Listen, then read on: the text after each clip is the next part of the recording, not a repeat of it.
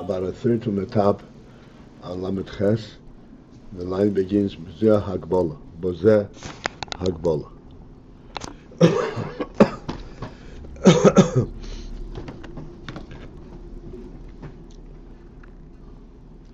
And we were discussing the principle that in Ashpor Ruchnis there has to be a Hagbal.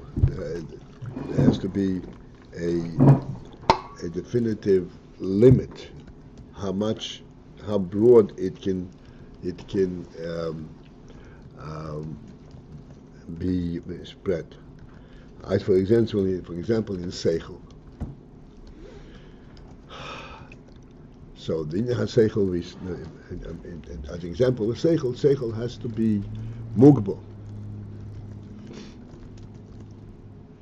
And if you expand the Seichel to all kinds of ramifications that are not part of this particular Seichel, then you would get off kilter.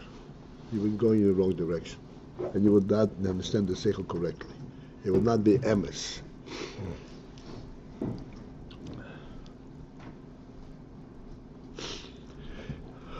So we started a couple of times to identify what is meant by Seichel.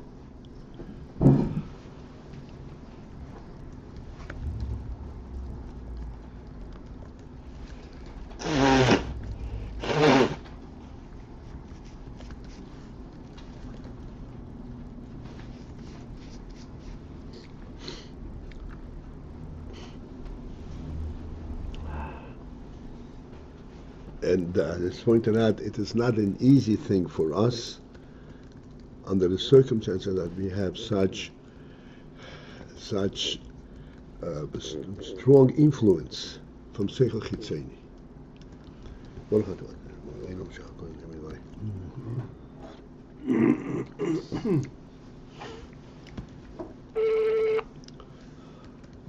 But Seichel Chitzeni is not Seichel at all. Seichel Chitzeni is simply organizing all the tangible elements that you are coming in contact with. And he said, 1 and 1 is not 2 according to Seichel Chitzeni. It's 2 ones. There's no Seichel concept in this. Each one stands independently and so forth. Seichel is a koyach hanefesh. Seichel has its own perspective, its own way of looking at things. A seichelic way of looking at things. Like, for example, Seichel Hod says that when you eat, you have to sit in one place, and when you eat, you have to eat with a fork and a knife and a spoon. And you should not eat with your hand. You should not eat from the floor. And you should not stuff your mouth. Now, these things are not defining the food process itself. There is nothing on the activity itself that demands this kind of definition. What is the difference? So I grabbed the piece of meat and stuffed it in my mouth. It loses its potency. It loses its health contribution? Not at all.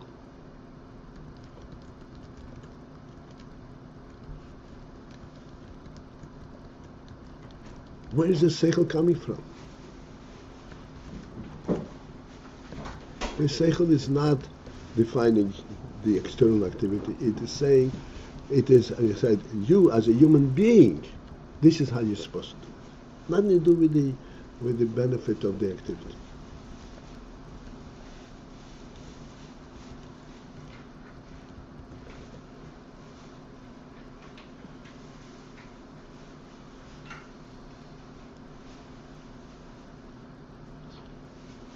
When you speak, you're supposed to speak benachas, so that your words will find their. When you speak, you're supposed to speak to somebody in his ears rather than to terrorize him. For example, this is all human principles.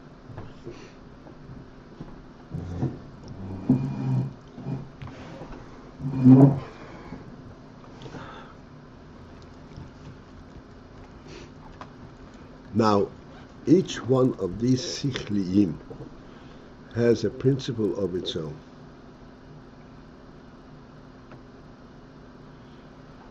And in order to fully define one seichel, one has to do both, develop it in all its ramifications, and then also stay put within the parameters of that particular seichel.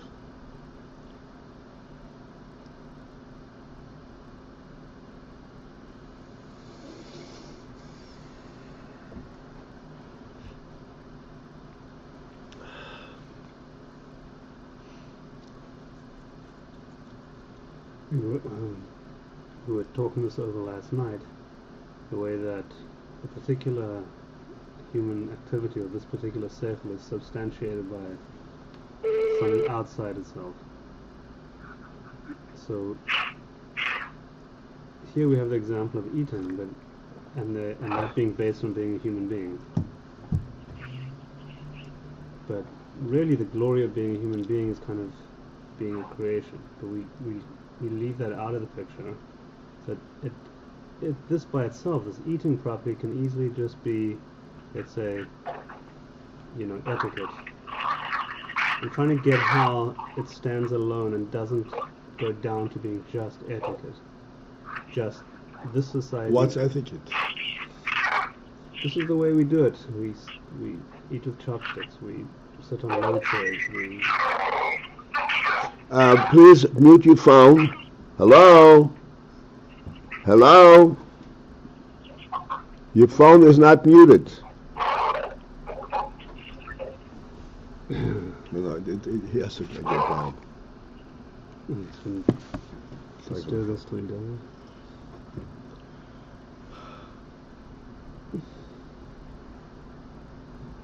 What do you mean this is how we do it?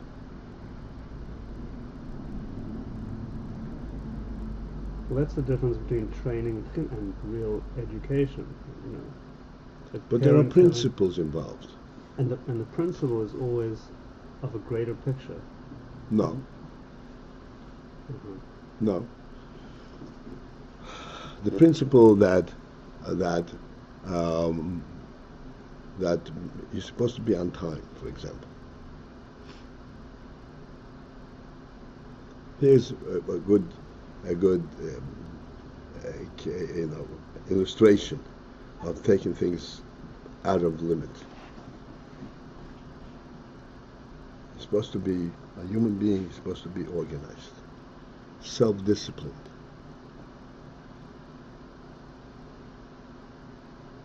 But when this self-discipline states that he's supposed to act as if he had no life in him, just the body should be on time, like the Machshmon did Nazis. They came to a point where they had no sensitivity to what they were doing, and they were very precise.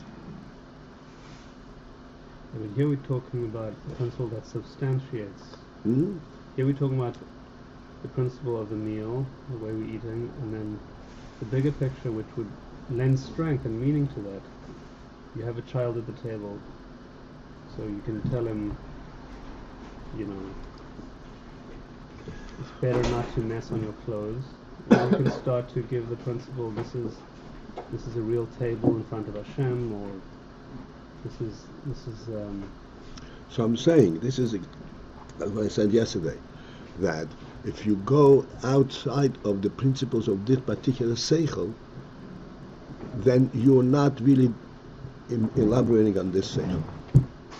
You're talking from a different angle completely, and then you lose the sense of the reality of this particular seichel. Okay, so what would be going outside? An example that we have right now, that we should sit and eat like human beings and not walk around and not. Yeah,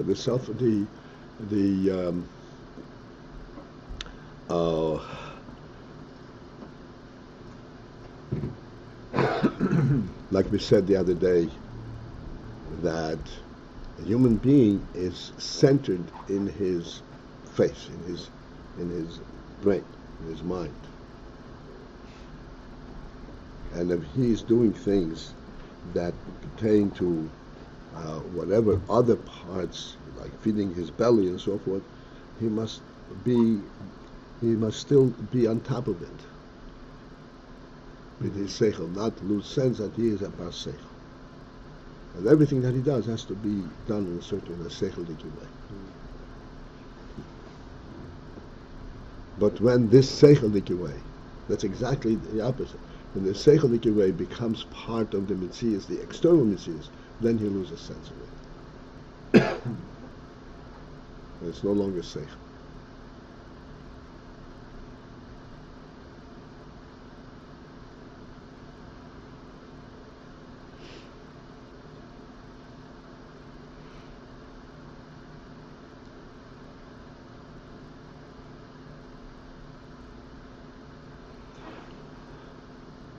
The important point which I wanted that we should reflect on is that this principle that Seichel Odom has its own principles, its own reality.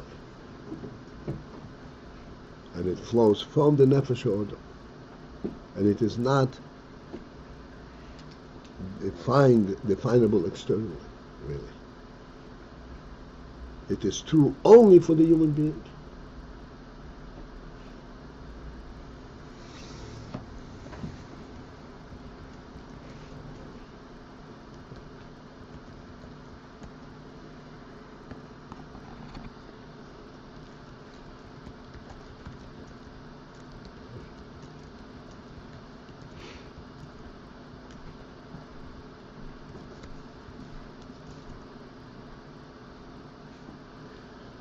Okay. Is that describing this piece that it's not, the seichel is not, in other words, the process of eating doesn't require this kind of a thing. It comes from the outside. It comes from the fact that he's doing this is the or ha-seichel? Yes. This is the other seichel. This is, like I said, this is already a humanly identifiable element. It's not going back to a fundamental truth.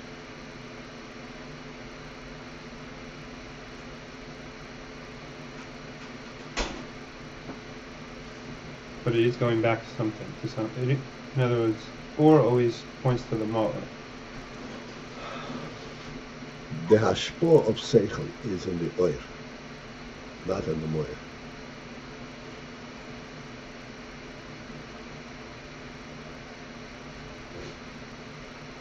The hashpah of seichel is on the oir, and the hashpah is because the person to whom you mashpia also has seichel.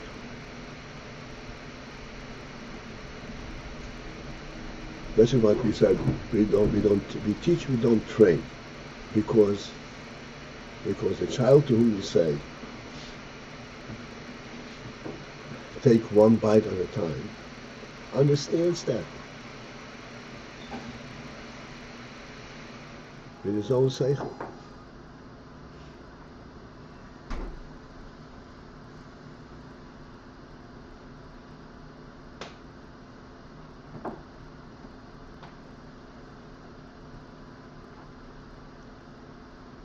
And this is the pshat that it has hagbola.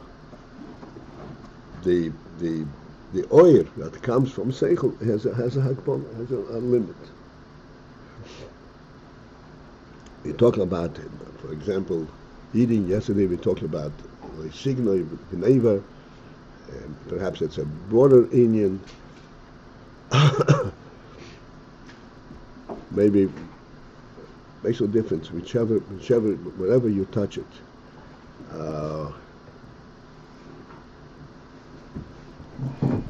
In Gneba, for example,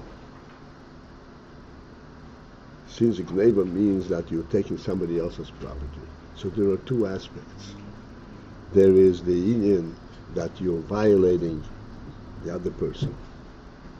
You don't have a sense of respect for the other person. On the other hand, you also don't have a sense of respect for yourself, because it is a human principle that you have the means and the capacity to provide for yourself.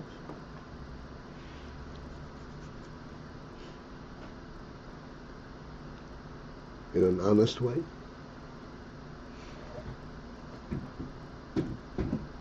This is part of the seichel of Loisignet, the seichel. We're talking about the principles, and like I said, the Loisignet that's in the Aseret HaDibros. This is simply on a human level.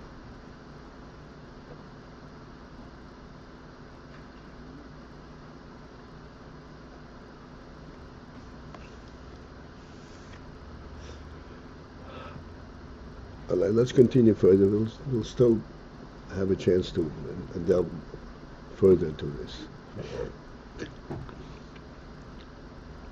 Again, the difficulty that we are finding with understanding these limited concepts is because we're not used to thinking in limited concepts. A human being doesn't think, what are the ramifications? If you get caught, what happens? I'm not even talking in terms of what is the human element.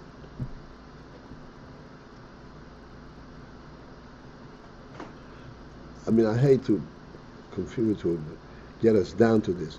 We had a president who violated the principles and the respect for his office in the highest place in the Oval Office. And he faces a nation. Hi, I'm here. Whom did I hurt?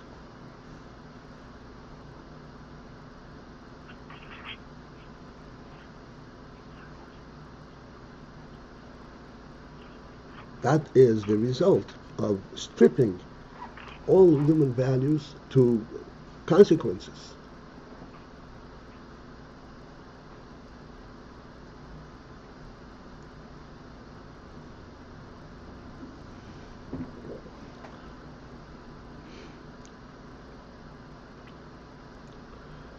We have to know, however, that the human being emits these values.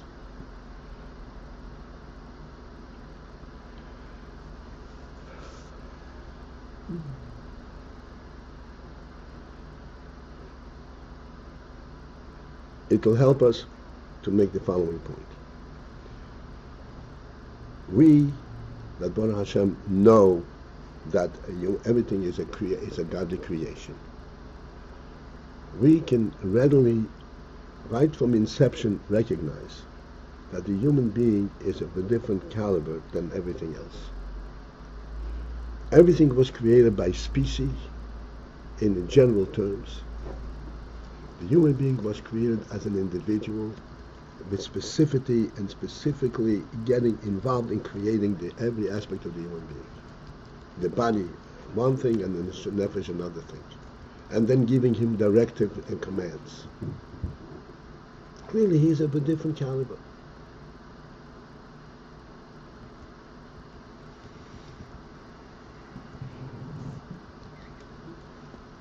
And the Gemara says that Lama Nivra Ha'odam Yichidi was the Odom created Yichidi. The Rebbe could create a million people.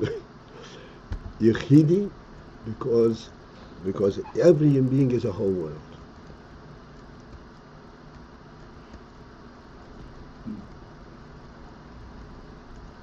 And every human being has the capacity and has the soul insights, the spirit of respecting what he is as a godly creation.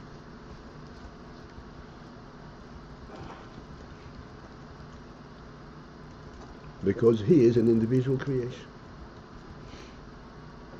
Right, Paltiel, as you're explaining this point, and as Shlomo Yonason asked this question,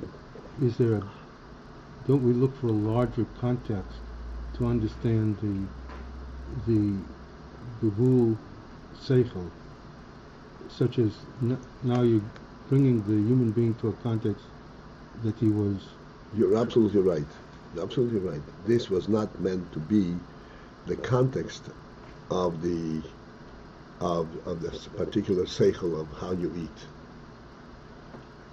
This was meant to make the point that we have to understand that seichel is a real thing, and it is rooted in the human being. This is what we have a difficulty with understanding.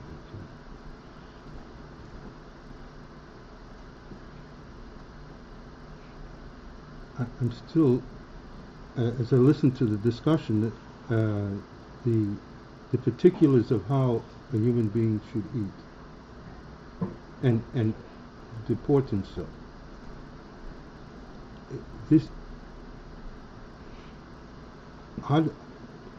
It would have no significance seemingly, to him or to anyone else, except for the fact of the broader context. No. I hear what you're saying, and this is exactly what you're trying to say. Okay. That it should have significance. Mm-hmm. If he is a living human being, he lives, he senses, not that he's told by history you should know you're a human being. He actually experiences being human. The history we bring in because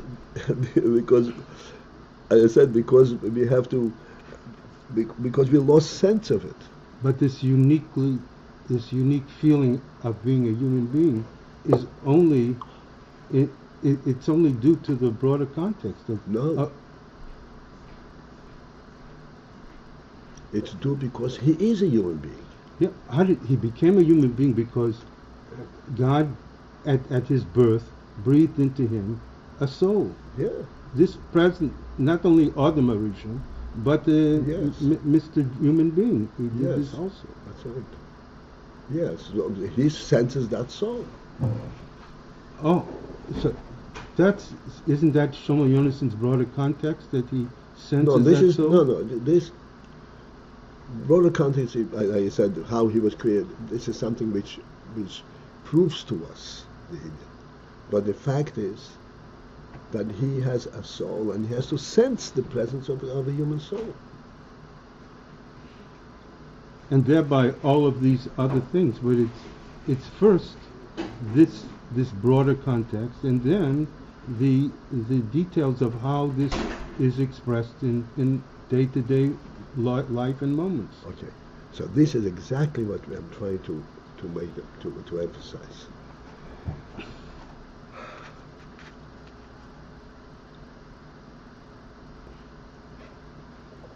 The broader context is a distant source from this. A distant source. Okay. The direct experience is a real experience. As a result of the broader concept, that's why he has this experience. But this is direct experience. We pointed out many times. What hurts a person more? Embarrassment or a patch? Embarrassment. Why? Does a cat get embarrassed?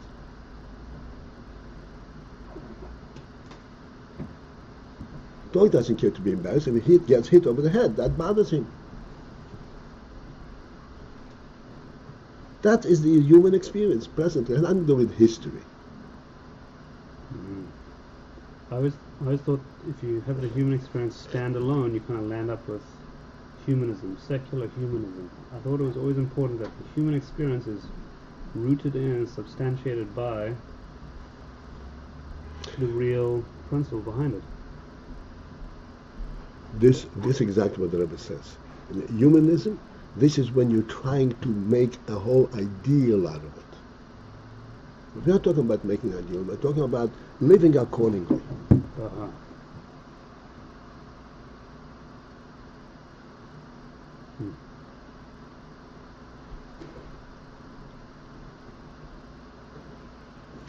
Like we say, that Seichel Anushi is a keli for Seichel Eliki. It's not the end in itself, but this is how human being begins.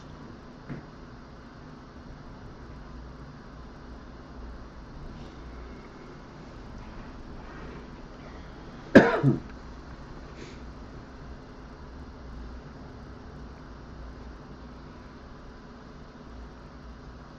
have animal trainers, and you're a human trainer. Teacher.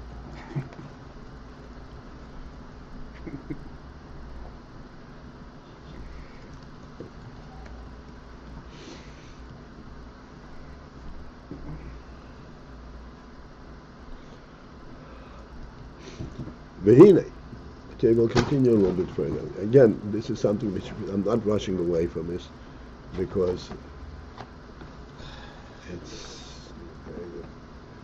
it's something which we need to experience.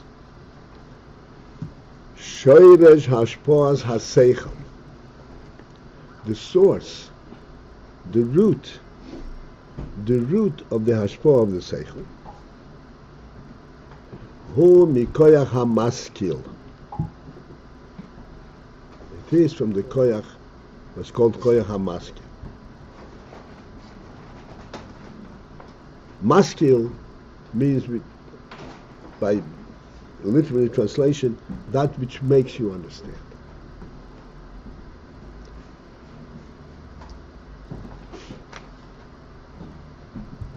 Shahu mokor haseichel, which is the source of the seichel.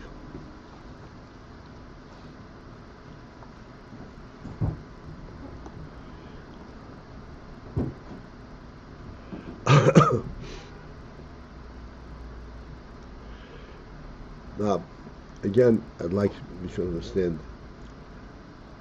what this is telling us. One could say that the seichel, what is the criterion for the seichel?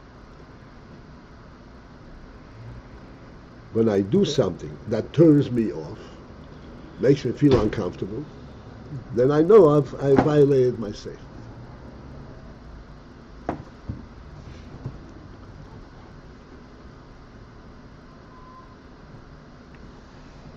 Again, this is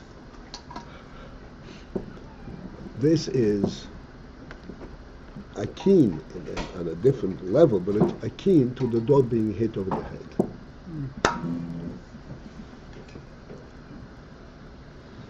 There's not a real sense of it.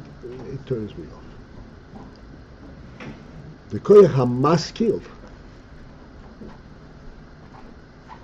is that which forces me to understand this. Koyach hamaskil essentially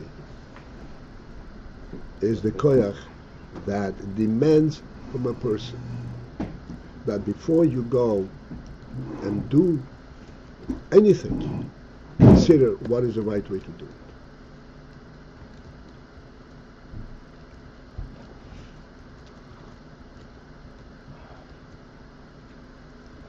What is the proper way to do it? Consider it. Don't just go into it and then if it doesn't work, you go elsewhere.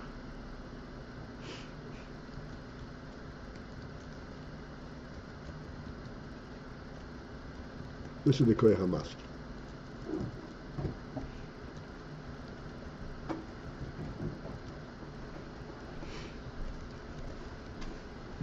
I come into this room and people are sitting, and this man is standing up and there's a chair behind him. So I grab his chair. He's not sitting on it. Oh, it's a regular chair. Oh, this is your chair. Oh, sorry.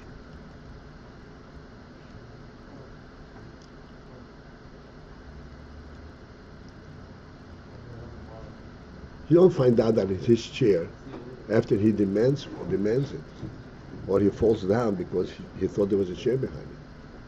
You find out it's his chair because you see the situation.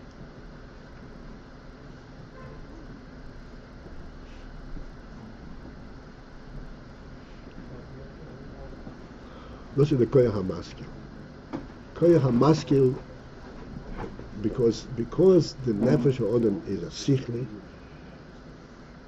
therefore there is a consideration. In whatever situation he is, there's a consideration so that he should not violate the principles of seichel.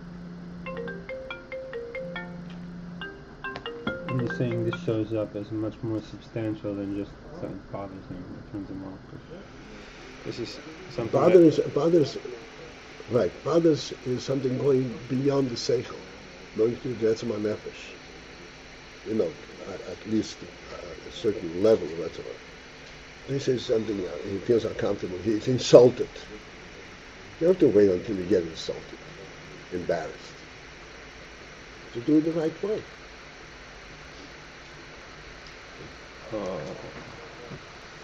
The getting insulted or whatever, or getting turned off, that is an indication that the seichel has been violated, but you don't have to wait for that. You don't have to wait for that. You can figure that out. That's not the way a person behaves.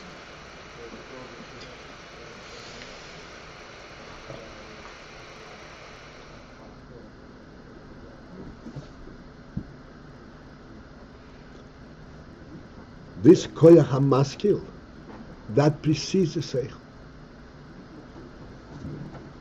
And we will discuss it tomorrow, Mitzvah, that there is this union that the essential, there's a koyach hamaskil coming from the nefesh odom, that, as I said, that directs a person to consider before he does how he's going to do and what he's going to do.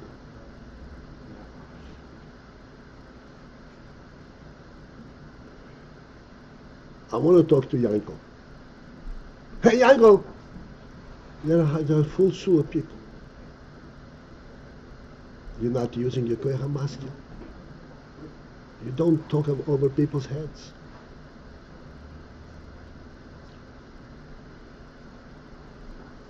Someone says, wait, excuse me, I'm sorry.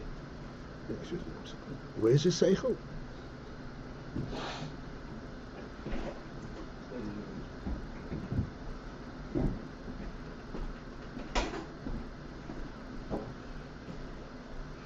This is it for this morning. Tomorrow, lesson number 5. Tonight. Huh? Oh, tonight, the mitzvah. Tonight, right, this evening. Normal time.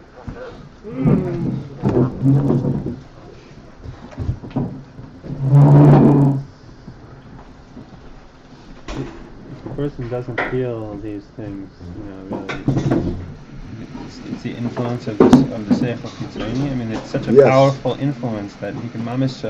Seichel is not an influence. It's not an influence. It drained us of us.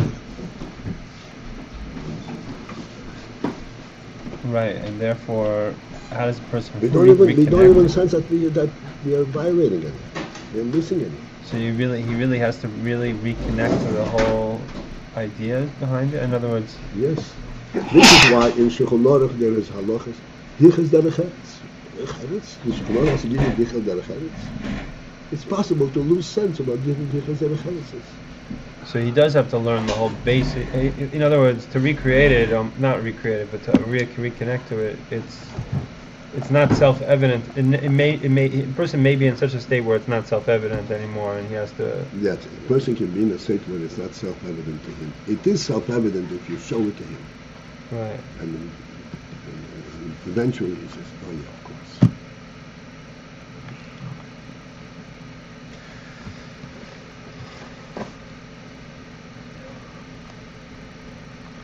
I pointed out, even an infant, a child, sits on his high chair and is eating. And you show him to eat with a spoon. He refuses to eat otherwise.